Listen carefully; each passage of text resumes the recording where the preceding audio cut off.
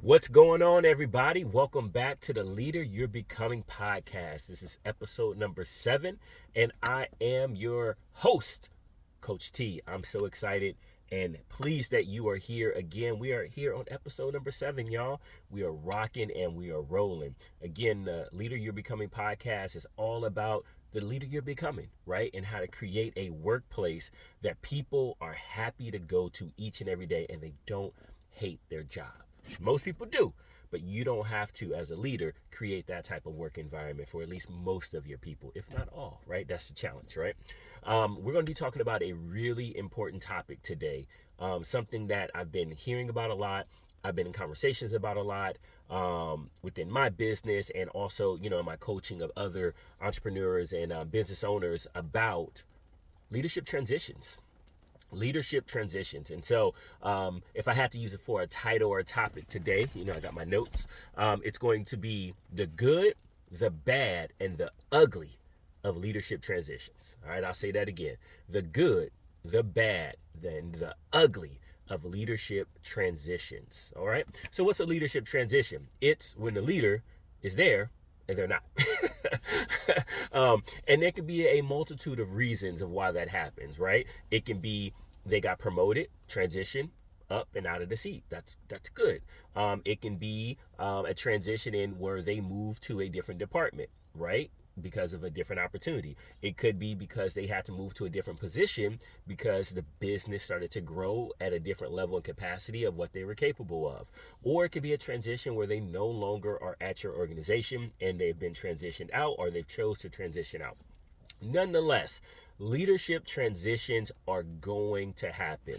And one of the things that I believe that a lot of people, especially leaders, right, that's who we're talking about, they have this, they know this is true, but they bury their head in the sand and hope it doesn't happen to them, or they leave before everything else happens, right? And I want to talk about that today. I want to talk about those different types of transitions and how we have to, as leaders, embrace those transitions if we are going to truly have the type of workplace culture, environment, garden like we talk about on this podcast. I believe that the workplace is like a garden, right? And we are, as leaders, the gardeners, right? And every garden may have different types of plants and different types of vegetation, etc. And it's our job to cultivate and nurture this full garden of flowers, the seed-bearing trees, the grass. And it's our job to nurture and cultivate and create a harmonious environment where every type of plant in that garden could grow. And with that being said, understanding that there are times where you got to make some transitions within that garden. And as a leader, it is our job to be able to understand and embrace those different transitions. And so with that being said, I want to talk about the good. What is the good, right? And the reason why I want to talk about the good transition is because, to start with that one, is because this is actually one that actually can be not looked at, but some people treat it like a bad. You are teaching, training, and developing people. You're building people up as a leader. That is our job, to build other leaders, to build people up, right? Again, the cultivation of that garden. And then they get promoted. And some leaders, I've seen this, some leaders actually try to control people's careers, in the sense of they really don't want those people promoted because now they got to go hire again, recruit again, and replace that said person. And they may think it's going to be impossible to replace that person. Now, of course, we know it's going to be impossible to replace them as an individual because they're a unique one of one individual. But if we are truly going to be the great leaders that we are inspiring to be, that we're becoming, if you listen to this podcast, I know you have aspirations of being a great leader. If that's the case, this is a part of the fruit that you want to have happen. You want people to grow and take on new opportunities, right? And this happens where you're growing, you're developing them, and a promotion comes up. And now they've been promoted sometimes to your same position. And I've had the benefit of working at a couple $1 billion organizations where this was a core component of the culture. You knew from day one that you were coming in, you were going to get developed.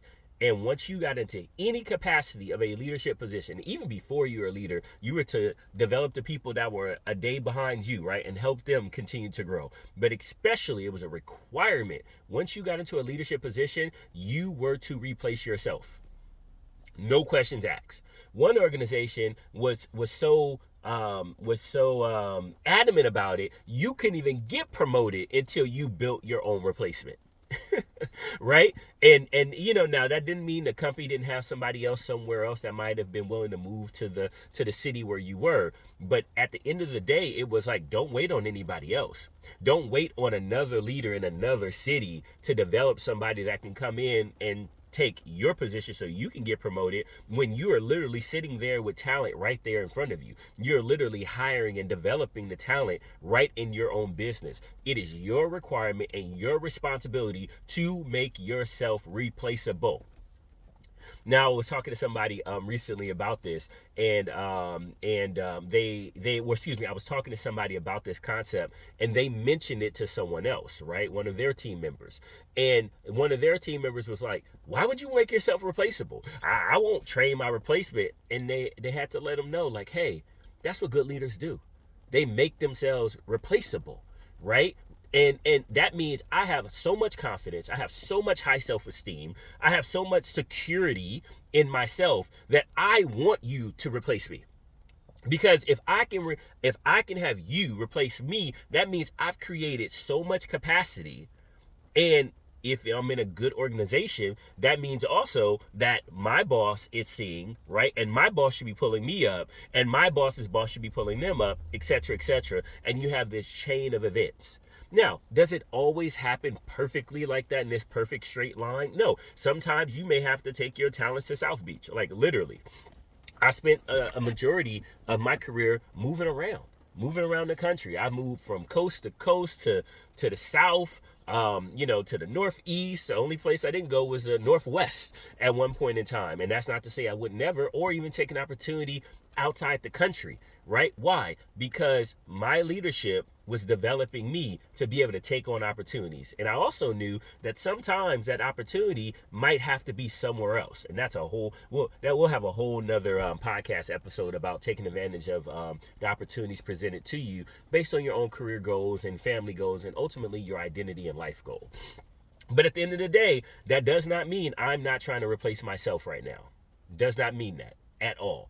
And so what that means is if I'm trying to replace myself as a leader, right? If that's the case, and there doesn't become an opportunity, meaning like I can't go up and I don't plan on leaving, and the people, I bring up 3 people and they're like, hey, Coach T, I'm ready to take your job. I'm ready.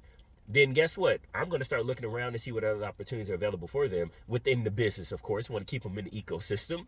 But guess what? They may say, hey, I got to go take another opportunity over here. I'm ready. And for me, that's a blessing. That's a blessing. Am I sad to lose them as a person? Absolutely. Right? I enjoy working with them. The business was easy. But if I have a business that we're recruiting and developing people, well, then guess what? They should also have been developing people as well. And so then if they go out, somebody else can take theirs, even if I don't leave. And that is the constant movement, and that allows for some continuity too, especially if you can all continue to grow together. You can keep the institutional knowledge, but all of that is a part of the transition, and some leaders are actually afraid of that. So I want to encourage you today.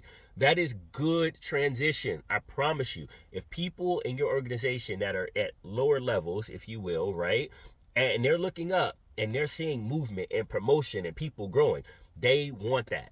If you look at a lot of the data today, most workers that are under 30, they are looking for growth. They're looking for development. It's not even really as much about the money. It's about, can they go somewhere, learn, and grow? So there we go. All right. So then the bad, right? What's the bad? And this one's hard. It's all hard. we just, I want to keep saying it's bad. It's hard. It is hard. All of it is hard. And that's okay. That's what we signed up for. As one of my, one of my managers once said, he said, hey, this is why we get paid what we do, right? Because it's hard, right? But it's okay. It's possible. It might be hard, but it's possible. With that being said, what's the bad? The bad is when you have a leader, you've been developing them, they've been growing, but then the business starts to outpace their growth. They're growing, like they're growing here, but that business is doing this. Because you've done such a good job with maybe marketing and sales and your operations or whatever. You remove bottlenecks and it starts to get real choppy, right? What happens? It starts to get complex, right? You have to start maybe they have to start leading leaders, right? So now they were the department manager and they had their technicians, if you will. And now it's growing out where now they got to actually bring on supervisors to break out the teams, and they have to now be the leader. And so now they're not directly to the people anymore, their team. They actually have to lead through supervisors, and that's a different skill set. Leading leaders is a different skill set than leading the staff, the direct staff. And maybe they only know how to get their hands in, right? And get in the field with the team or get down there on the warehouse floor or whatnot. They only know how to really do it that way where their hands are on it. They can't lead through other people. And so as the business grows in this example, that leader may have to stay where they are, and we have to hire somebody else that can now lead through leaders because that's a skill set that they lack or choose not to grow into. Or they don't have the time to grow into it because the business is moving at warp speed, and they are at, I don't know what's less than, everything that's less than warp speed. Right? I know some scientists on the channel gonna be like, it's this speed over here, okay? Well, with that being said, that is hard because we can get attached to people. We can get emotionally drawn in to this person. They help me grow. They help me get to this point. I want to be loyal to them. I want to look out for them. And as a leader, you have to look at that business and say, you know what? Yes, you did a great job. You did a fantastic job. And you've done such a good job. It has become it's gotten so big. Now, the skill set required at the next phase to be able to grow from this phase to the next phase requires an entirely different skill set than you have. And as a leader, it's just the bad part about it is you may have to decide, hey, do I need to reallocate them to a different seat? Similar to the example that I just gave. Hey, you know what? You were a department manager, but now you need to bring on field supervisors. But you don't know how to lead through supervisors. You only know how to lead directly to the field. So now you're no longer department manager. You're now field supervisor. And you can keep working with the team at that capacity, but I'm going to bring in a department manager that's going to come in and work through that team, right? And we have to add another layer, if you will, of leadership in that model if that's what works for you. I know some organizations like to stay flat. Just depends. It's irrelevant. The point is there's a skill gap now based on the business. And so as leaders, we may have to go have the hard conversation and say, okay, do I need to reallocate them to a different seat, as I just gave in that example? Maybe do I just reduce their scope? Maybe the department manager did all of these things, and now I'm saying, hey, you know what? I'm going to take half, I'm going to cut it in half, and the department manager only does this scope because these other things need to go over here to somewhere else, right? Because we got a larger capacity need in the business, and we can pull that over from another department or another another department, another seat on the bus. I'll say this. Reason why I caught myself there is because you never want to build your business around the structure of your business around the skill of the people. You build the structure of your business around what the business needs, and then you put people in the seat that can fulfill those needs. Okay, now that's something that I learned through EOS. It's plug for EOS. I don't get paid for that, but I really fundamentally believe at it, especially at different levels of the business. Levels of the size of the company, where sometimes we're like, okay, well, this person, Jimmy, can do this, so I'm going to do all these things. No. You build your business around what's the vision, right? Where are we going? What are all of the responsibilities that are needed? What type of structure is needed? Then you start putting the people in the seats that can meet the needs of that seat, can meet the responsibilities required of that seat. And if Jimmy happens to be able to do 3 different seats and Jimmy has capacity, well, then Jimmy can do 3 different seats. But we're not going to say that there's this one seat that Jimmy does, right? We're not going to do that. I've used to be there. It doesn't work. It does not work. You can say, Jimmy, you're in seat 1, 2, 3. All right. Now we got to pay Jimmy accordingly. Now that's keeping it real, right? You want to pay Jimmy the right way, but hey, Jimmy sits in 3 seats. Now what's going to happen is if it gets really, really, really like, the organization continues to grow, Jimmy's not going to be able to effectively do all 3. Then you say, okay, Jimmy, well, you got these 2 ultimately to the point of where the seat Jimmy's in, he could do 1, or you move Jimmy out, and then now you have 3 seats and you have one person as needed, right? And so that's like I just want to make sure I put that out there, because I hate for people to make the same mistakes that I have and thousands of other leaders that built their business strictly around the talent of that individual. Because what happens when that person leaves, it is a huge gap and a huge hole in the business. Huge one. But if you broke it out properly into the seats, then if that person leaves, you can say, okay, well, this seat we need to fill with this type of individual. This seat, this type of individual. This seat, this type of individual. And it's clean and there's more clarity around it, and it makes it easier for the business to continue to keep moving forward. So, something else you can do outside of reducing scope, move them to a specialist role. Right? Maybe, hey, you know what? You are the trainer, right? Going back to that department manager. You know what? Maybe they don't want to be a field supervisor. They don't like that. They can just go out and be a trainer, a specialist, right? Hey, I go on these type of calls with this individual. I go handle this type of problem within the business throughout the entire business. You may be able to just move them to a specialist role. Or at the end of the day, you know what? Maybe you don't want to do the field supervisor. You don't have the resources, right, available for that. You may just have to top grade, right? And a top grade is you got to replace them. And I don't say that like just flippantly at all, because that's people's lives, that's people's family, that's people's careers. But if you are coaching them weekly and you're showing them the data, and they're watching the data and their results not produce what is required in today of the role, and you're coaching them, you're giving them the tools, you're giving them the resources, you're removing the roadblocks, most honest people will say, man, I don't think I'm keeping up with this. And I've had this happen. I've had people come to me and say, like, you've given me everything and I am just not pulling my weight here. And I would like the opportunity to exit on my own terms. I've had people say that. And we gave them space to be able to exit properly. We've also had people come and say, hey, same thing. I know I'm not going to be able to take it to that next level. I know I don't have the energy, passion, or desire to. And that's okay. This is a beautiful thing. And guess what? They said, but there's another problem in the business over there. And I most definitely can go solve that problem. And we're like, perfect. Right? Because we keep the institutional knowledge in-house. And so if you're truly communicating with people, not leaving them in the dark, no surprises, holding them accountable, making sure that you're removing roadblocks, training and developing and giving them the tools to succeed, most people will know this ain't working.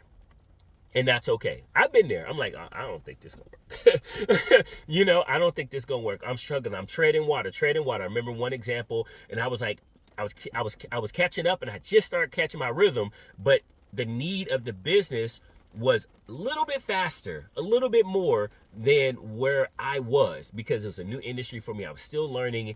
And then there was another person who was in the industry. They knew. And if the level was here, they were here. And I was here. I was like right there, close to it. I was like right here, but they were here. Well, guess what? The company had a shrinkage. They had to look at staff. And guess who stayed on? The other person who was right here. And even though I was talented, my boss liked me more than them. I'm still friends with this boss to this day, but they were producing at the speed at which the business required, which was different than when I was hired. I was right here. And even the boss was like, oh my, like the boss cried. The boss cried when they let me go. I was consoling the boss. Right. But it was okay, because they were honest with me. They were transparent with me about this is the speed at which it's going, and your learning curve and the speed at which it's happening and what it would take based on their experience, right? It wasn't no knock to me. I wasn't going to be fast enough for it. And they let me go. And I still am cool with that boss today. And his family, because they were transparent. They kept me on track. I worked as hard and as fast as I could, but guess what? It just was not good enough. Okay. All right. and I move on, right? And then that transitioned me, all the things that I learned, to another a different opportunity that ended up trajectory being way higher than even what would have been there. So it was a blessing anyway. And so this should give somebody some encouragement of like, hey, sometimes it happens, right? And I know, I'm not saying it flippantly because I know I've experienced it. Now, with that being said, what's the ugly, right? Now, the ugly is when you hire somebody and as a leader, and they're a leader and it's just not working, right? There is like, their resume was strong, but guess what? As soon as they got on board, their habits did not align with the habits and behaviors of your team, right? Your team might be a team that goes the extra mile, right? We define that as sometimes I might do another person's job to help and support them. I may support them in their job. Or if I see a challenge, I'm not going to just watch a train wreck happen. I'm going to go help, save somebody and help somebody. And I'm not going to ask for any kudos or any credit for it because that's just a habit of what we have. That's our culture. That's how we do it. And you get somebody else that'll just watch the train wreck. Or they'll go gossip. Or they'll start politicking. Or the momentum slows. You just got to move on. Right? Their resume was great. Their references were great. They did a great job in the interview. But when they got there, it just didn't work. And as leaders, we know if we are really hiring for leadership the right way, it takes a long time. It could take weeks. It could take months. Right? It depends on how big the leadership position role is. It could take years. And sometimes we delay moving off of people that we bring in, especially in leadership roles. I'm only talking about that right now. Too long. We delay. And guess what? It causes so much disruption in the business. So much disruption because it messes with the trust of the team. It messes with the momentum that's happening in the business. You start having things start to go out where people start getting confused, right? Like it erodes the culture. If you bring on a leader, this is the ugly, and they just don't match with what you're doing, right? And when I say match, I mean their habits are different, their behaviors are different. They come in politicking. They're unwilling to learn. They're unwilling to understand what's going on before trying to force feed what they want to do, within the business. You start seeing tensions rise up, and you just know it is not a good fit based on your culture standards. Now, I'll put a plug in here again. If you do not have a defined culture, and I mean not what you think somebody else thinks, but what you all collectively agree upon. And when I say agree, meaning you as the leader, especially if you're a business owner, you say this is a culture and this is what this means. And if you're going to work here, this is the standard. We define integrity by this. We define, communication, good communication by this. Not what you think, but this is what we do at X organization. If you set that in alignment, when somebody comes in as a leader and they are not living that standard, you must let them go. You will, how do I want to say this? You will throw away years of credibility that you built up just because you're, I don't use the word, lazy, and didn't want to go through the hiring process again if you make a bad hire, especially in a leadership position. Especially if you take your time and you delay because you're tired, you're frustrated, you don't want to go through the whole long process again. You hope they'll turn it around. No, you must move off of them quickly if they do not meet your culture standards. But again, you must define your culture standards very clearly. Right? Because if it's a lot of ambiguity around there, you can get yourself caught up in discrimination. Right? If culture is not clearly defined, you can easily get caught in discrimination suits. I'll say, I cannot stress that enough, right? It cannot have any ambiguity around it, right? One of the things that, we do, at the place that I operate, it's like our culture is very defined. Like it's a little paragraph snippet, and we're like, this is what it means. Like, this is how we define it. And I said earlier, right? Like, go the extra mile. It literally says, be willing, or it don't even say be willing, excuse me. It says, step into another's role if that's what's required. That's one of the sentences. Step into another's role if that is what's required. So there is no, that's not my job where I'm at. There is none of that. Step into another's role. Period. That's what is required. If you can't do that, or you're unwilling to do that, you say, well, this is only my position. Well, guess what? You are not meeting the cultural standard, period. No ifs, ands, and buts about it. And that goes for me, right? If I'm out there and I'm like, well, I'm unwilling to do it because I don't know how. No, I can try, right? I may not know how to replace something, but I got two hands. I can take direction. If you tell me what to do, I can do as best I can, right? Now, I may not be the best person to solve it, but I am willing to go out there and do the very thing, right, that is required to bring a solution at whatever skill set I have, if that's what the moment requires. I might not be best pick every time, but if that's what the moment requires, I got to go do that thing. And that is leadership. You never, as a leader, ask somebody to do something that you're unwilling to do yourself. And I've seen this before where we've hired leaders and I brought on leaders and they are telling their team to do something, but they're unwilling to do it themselves. Absolutely not. Absolutely not. There is no way that you can be a leader where you're unwilling to do the very thing that you are asking your team to go do. So this would be a great example of misalignment of culture, depending on your organization. Now, if you have an organization that's how it rolls, and guess what? That's your organization. Now, we'll say that may not be the best for long-term growth, but that's just me, in my opinion. Unsolicited advice. All right. So what can you do, right? What can you do? So one thing, I'm going to give you 4 quick steps as we wrap this up. 4 things that you can do today, right? You can start right now, some action steps to do this week. Number 1, audit your leadership bench. Audit your bench, right? So couple questions that come up if you're auditing your bench, when you're auditing your bench, not if, when you go audit your bench. Because I believe people that listen to this podcast don't listen because it's fun, or they think I'm a handsome guy, or, they love the sound of my voice. They listen because they're looking for tools to help them grow as a leader of something they can take away right now and go put into their business and start to see results. That's what this podcast is about, and that's the type of people that listen to this podcast. So if that's you, then here you go. Here goes some action steps for this week. Number 1, audit your leadership bench. Here goes 3 questions you can ask while you're auditing. Number 1, who is growing? Who's growing on that bench, on that leadership bench, right? Who is plateauing? Who's plateauing? The data will show you, right? And then who is misaligned? Who is misaligned? Now, the misaligned person or individuals, you can have conversations about alignment. Sometimes that misalignment might be to the point where you say, well, you know what? Philosophically, we're just off and we may need to move on.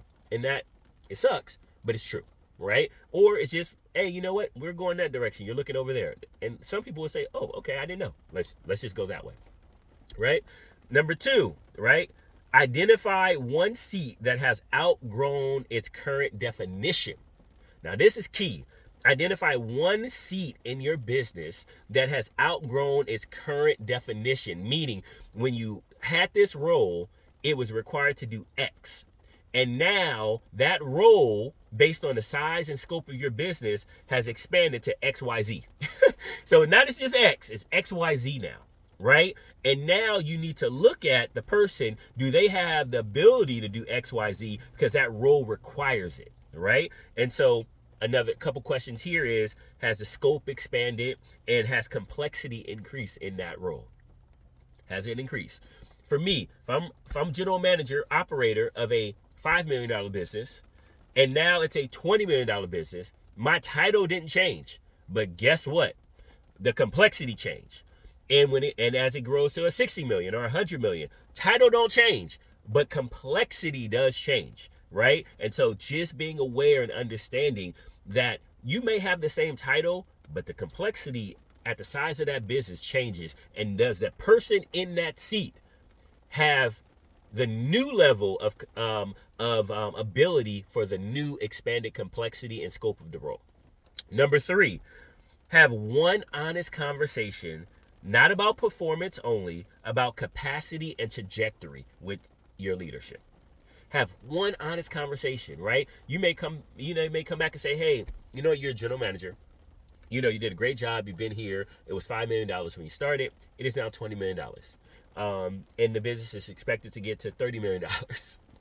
30% growth, right? Or 33% growth, right? Year over year. And that's what trajectory we're on. These are the things now of what a $30 million GM does. And this is what a $20 million GM does.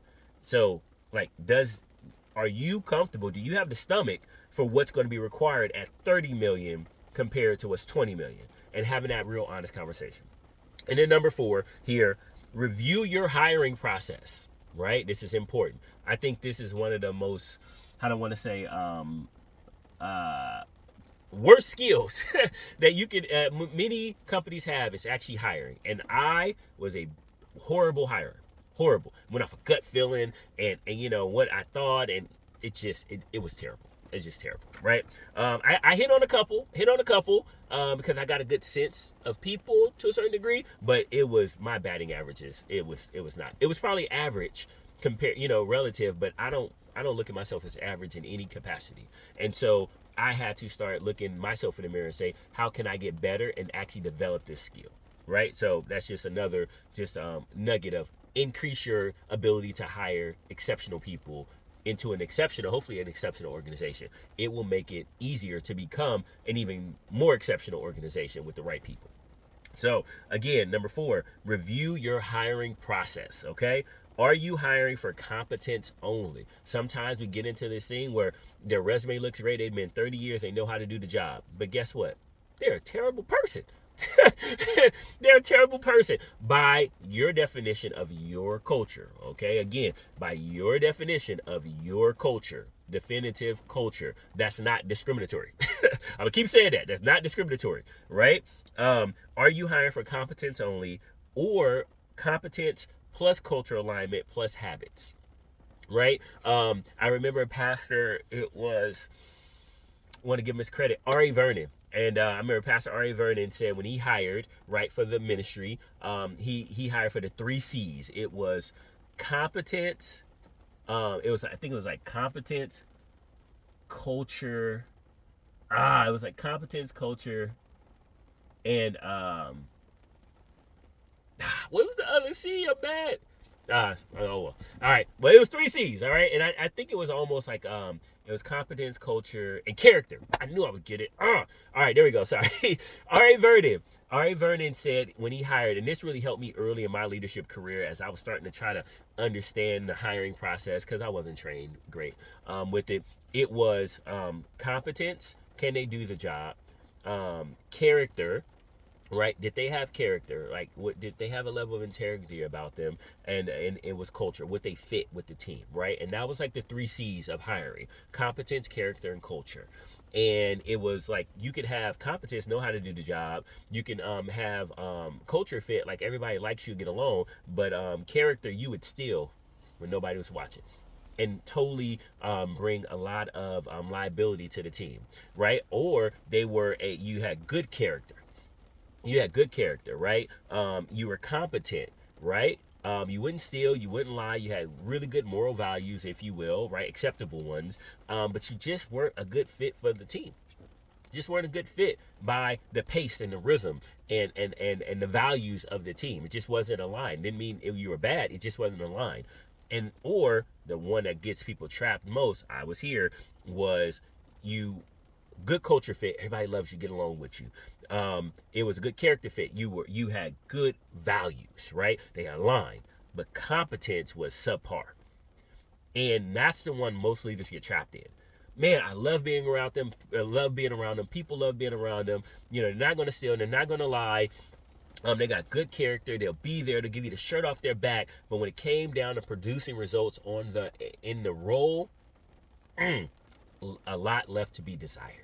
And so I just want to encourage you today, as you're hiring, review that process to make sure that all these things, right? Shout out to Ari Vernon, right? The 3 C's, if you will, are there: competence, character, and culture fit. All right. And then, as always, I always want to leave you with a couple reflection questions as we wrap up here today. Number 1, am I delaying a leadership decision because of loyalty or fear? Are you delaying? Let me talk to you now, right? Look in the camera. Are you delaying a leadership decision because of your loyalty or your fear? of the transition. Number two, where has the business outgrown someone? Or where have I? Where have you? All right. Has the business outgrown someone or yourself? That's a hard one right there, especially if you're the owner. All right. Number three, am I building leaders who can replace me? Are you building leaders that can replace you? Right? If you're not, remember, your job is to build people as a leader, not control careers. Build people, not control careers. And last but not least, do I have the courage to move quickly when alignment isn't there? Right? And maybe alignment was there and now it shifted. Are you willing to move quickly? Not willing. Or do you have the courage? You're willing to. I know you wouldn't be listening to this podcast if you weren't willing to. But do you have the courage to move quickly when alignment isn't there? So that's what we got today. Man, this was a good one. This was a good one. Oh, if you didn't like it, I loved it. This was a good one because as a leader, you're going to have transitions, especially within your leadership team. You're going to have transitions. They're going to be good. Some are going to be bad, and some are going to be ugly. But if you just embrace it head on and face it head on, it makes life so much easier. It doesn't easier, even though it can be like a little bit easier because it's really hard. But I promise you at least walk into it with your eyes wide open. So with that being said, again, this is the Leader You're Becoming podcast. I am your host, Coach T. Please leave your comments down below, right? And if, as Myron Golden always says, I like to say it too, I believe that you are smart enough to know whether this podcast brought value to you. And if so, you hit that subscribe button. Don't forget, you're becoming a leader. I don't want to leave without this. You're becoming a leader, right? The leader you're becoming. Every day, you're getting a little bit better. Every day, you're cultivating that garden. Every day, you're stewarding that garden a little bit better. And my prayer is that as you continue to increase, the people around you are blessed by your desire to grow, and they'll pass it along and pass it forward as well. God bless. Until next week.